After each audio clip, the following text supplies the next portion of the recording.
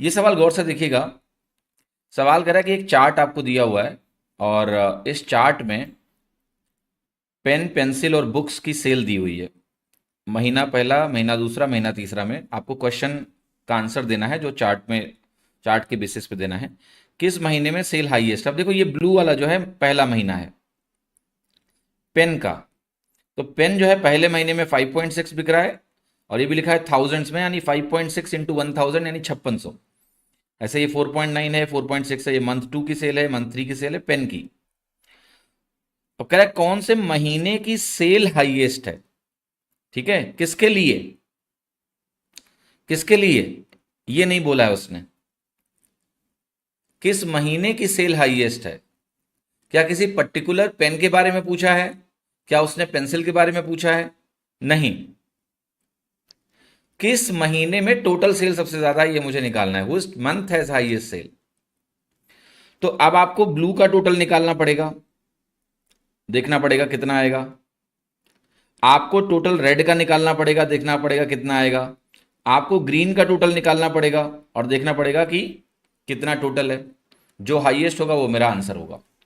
तो देखो अगर मैं ब्लू का टोटल निकालूंगा तो ये 56 है, इसको 5.6 सोचने की जरूरत नहीं है।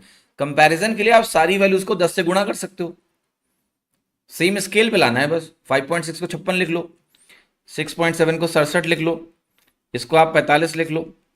यहां पर आपकी वैल्यू है 49, 73, रेड की वैल्यू लिख रहा हूं यहां 57, यहां पर वैल्यू है आपकी 46, 62 और 63, और मुझे इनका टोटल निकालना है।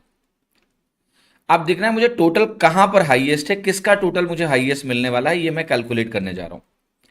तो अगर आप यहां कैलकुलेशन करेंगे तो 7 6 13, 13 5 18, 5 1 6 6 12 4 16, 168 आ रहा है। ठीक है, यहां पर आपका रहा 9 3 12, 12 7 19, 4 1 5, 7 12, 12 5 17। यहां पर आप हो गए 6 2 8, 8 3 11, 4 1 5, 12 5 17। हाईएस्ट किसकी वैल्यू है? बी की, मतलब 179, यानी मंथ 2 रेड वाले की। तो मंथ 2 की वैल्यू क्या है? Option B, right.